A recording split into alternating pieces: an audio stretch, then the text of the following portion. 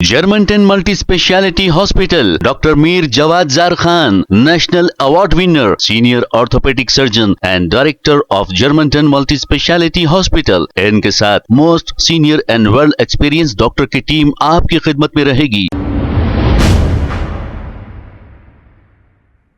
अस्सलाम वालेकुम नाजरीन, 7H न्यूज सच को रखे आपके आगे। उत्तर प्रदेश में आई लव मोहम्मद कहने पर केसेस दर्ज किए गए हैं योगी हुकूमत की जानिब से।